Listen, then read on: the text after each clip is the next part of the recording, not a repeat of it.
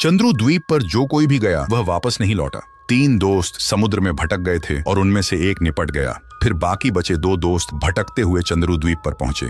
एक लड़के की हालत बहुत ही ज्यादा खराब थी, इसलिए दूसरे वाला उसे पेड़ के नीचे बिठाकर उसके लिए खाना पानी लाने के लिए द्वीप के अंदर चला गया। जब वापस आया तो उसने देखा कि उसके दोस्त को कोई काला साया पकड़कर ले जा रहा है। वह कुछ समझ पाता उससे पहले उसके पीछे भी एक काला साया पड़ जाता है, इसलिए वह भी जान बचाकर भागने लगता है। भागते भागते वो एक ट्रैप में फंस जाता है और जब उसकी आंख खुलती है तो वह देखता है कि कोई गांडू उसके सामने खड़ा है। गांडू से उसको पता चलता है कि यह द्वीप किसी डॉक्टर मुनरो नाम के साइंटिस्ट का है और उसका दूसरा साथी भी मर गया है। तभी डॉक्टर मुनरो यहाँ आ जाता है। एंड्रयू उससे पूछता है कि अगली बोट कब आने वाली है, मुझे अपने घर जाना है। डॉक्टर मुनरो कहते हैं कि मैं यहाँ पर 12 साल से रह रहा हूँ और 12 साल में केवल 3 बोट यहाँ पर आई है जो कभी वापस नहीं गई।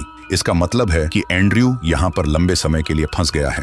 तभी एंड्रयू को जंगल से किसी के घुर्राने की आवाज आती है। उसके पूछने पर डॉक्टर मुनरो उसे बताते हैं कि जंगल से ऐसी आवाजें आना नॉर्मल बात है, इन पर ध्यान मत दो। यहाँ पर सारा नाम की लड़की भी रहती थी जिस पर एंड्रयू का दिल आ जाता है। डॉक्टर के घर पर रसोई का काम करने वाले आदमी की शक्ल कुछ अजीब सी होती है। मौका देखकर एंड्रयू सारा से बातें करने लगता है, जिसमें सारा उसे बताती है कि वह कभी भी इस द्वीप से बाहर नहीं गई और इसे बाहर की दुनिया के बारे में कुछ नहीं पता। रात को एंड्रयू को नींद नहीं आ रही थी, इसीलिए वह इधर उधर छानबीन करने लगता है। तभी डॉक्टर उसे देख लेते हैं और उसकी जिज्ञासा को शांत करते हुए उसे बताते हैं कि मैं ह्यूमन डीएनए पर रिसर्च कर रहा हूँ, जिसमें मैं इंसान और जानवरों के डीएनए को मिलाकर एक नई प्रजाति की रचना कर रहा हूँ। पर जब सरकार ने मेरी रिसर्च पर बैन लगा दी तो मैंने इस दूर दराज द्वीप पर अपनी रिसर्च को कंटिन्यू रखा। एंड्रयू डॉक्टर को ज्ञान देता है कि आप यह गलत कर रहे हैं, ऐसा नहीं करना चाहिए, प्रकृति से खिलवाड़ नहीं करना चाहिए, वगैरह वगैरह। पर डॉक्टर उसे कहता है कि ज्यादा ज्ञान मत दे, अपना ज्ञान अपने पास रख। सुबह एंड्रयू अपनी नाव को देखने के लिए आता है जिसमें एक छेद हो गया था।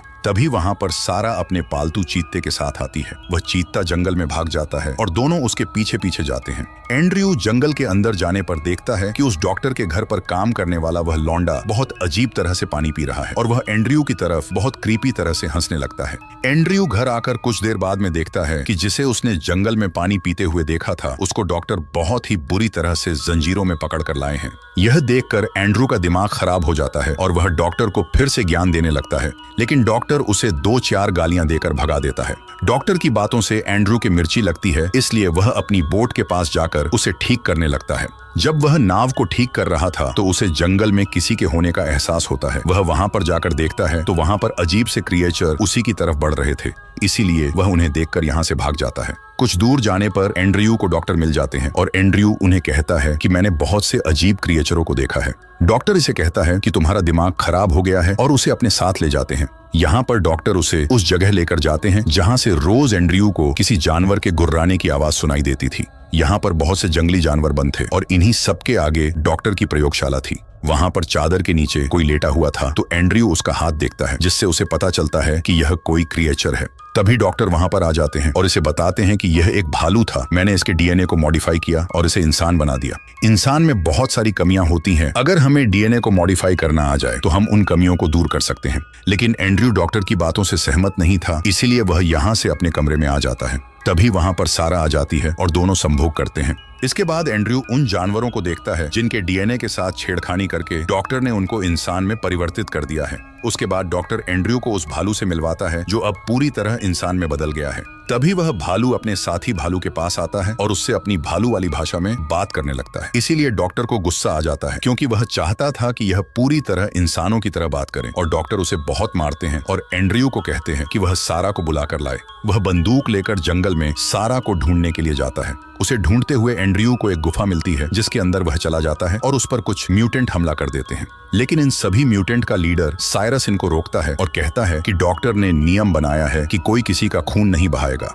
दोस्तों, यह सभी पहले जानवर थे और इनको डॉक्टर ने डीएनए मॉडिफिकेशन करके जानवर से इंसान बनाया है। तभी इनमें से एक म्यूटेंट इन पर हमला कर देता है और तभी डॉक्टर यहाँ आ जाता है, जिसे देखकर सभी म्यूटेंट डरने लगते हैं। डॉक्टर उस म्यूटेंट को पकड़ कर ले जाता है जिसने उसका नियम तोड़कर हमला किया था। घर आने पर एंड्रयू डॉक्टर को फिर से ज्ञान देने लगता है, जिस पर डॉक्टर उसे कहता है कि ज्यादा ज्ञान मत दो, अगले शिप को आने में 3 साल का वक्त लगेगा, इसलिए तुमको 3 साल तक यही रहना पड़ेगा। इसीलिए ज्यादा बकवास की ना, तो मैं तुमको भी उनकी तरह बना दूंगा, इसीलिए बेहतर होगा अपना मुंह बंद रखो और शांति से रहो। जिसको डॉक्टर पकड़कर अपने साथ ले गया था वह वापस गुफा में अपने लोगों के पास जाता है तो म्यूटेंट देखते हैं कि यह पहले से ज्यादा ही इंसान लग रहा है। इसका मतलब यह था कि डॉक्टर ने फिर से उस पर अपना एक्सपेरिमेंट किया है, इसलिए यह सभी भड़क जाते हैं, क्योंकि कोई भी अपनी बर्थ कास्ट को बदलकर जानवर से इंसान नहीं बनना चाहता था। तभी वह म्यूटेंट जो अभी डॉक्टर के पास से ज्यादा इंसान बनकर आया है वह गुस्से में यहाँ से चला जाता है। एंड्रयू अपनी नाव को ठीक कर रहा था, तभी वहां पर सारा आती है तो वह उसे अपने साथ चलने के लिए कहता है, लेकिन वह मना कर देती है।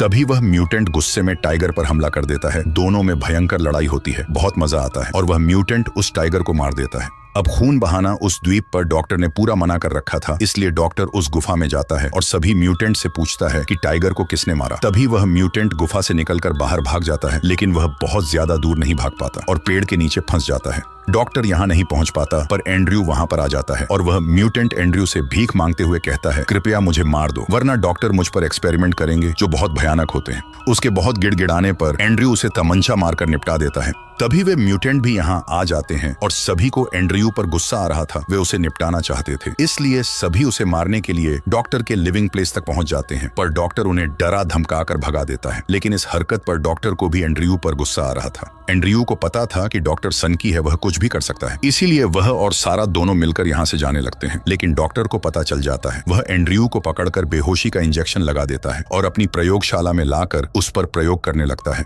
जब यह सब वो गांडू देखता है तो उसे डॉक्टर पर बहुत गुस्सा आता है, पर डॉक्टर उसे तमंचे से निपटा देता है और उसकी बॉडी को पिंजरे में रख देता है। पर उसके घर पर काम करने वाला एक म्यूटेंट गांडू की बॉडी को जंगल में म्यूटेंट्स की गुफा के सामने रखकर चला जाता है, जिससे म्यूटेंट्स को लगता है कि डॉक्टर खुद अपने ही नियम तोड़ रहा है, इसीलिए वह उसे मारने के लिए उसके बेस कैंप की तरफ बढ़ने लगते हैं। जब एंड्रयू को होश आता है तो उसे पता चलता है कि डॉक्टर ने उसको जानवर में बदलने वाला सीरम दे दिया है। धीरे धीरे एंड्रयू के शरीर पर बाल उगने लगते हैं, वह खुद पर से अपना कंट्रोल खोने लगता है। तभी डॉक्टर को उन म्यूटेंट्स की जोर जोर से घुर्राने की आवाजें आने लगती है, इसीलिए वह उनको डराने के लिए चला जाता है। तभी पीछे से सारा एंड्रयू को पिंजरे से बाहर निकाल देती है और उधर सभी म्यूटेंट्स मिलकर डॉक्टर की जमकर गांड कुटाई करते हैं और उसे लेकर उसके बेस कैंप आते हैं। लेकिन एंड्रयू उन सबको बंदूक से डराकर भगा देता है और डॉक्टर से पूछता है कि मैं वापस इंसान कैसे बन सकता हूँ, पर डॉक्टर उसे कहता है कि अब कुछ नहीं हो सकता है, तुम अब जानवर ही बनोगे। यह सुनकर एंड्रयू गुस्से में डॉक्टर को शूट करके मार देता है। जब उन म्यूटेंट्स को पता चलता है कि डॉक्टर अब मर गया है तो सभी मिलकर उसकी प्रयोगशाला और घर को तोड़ देते हैं।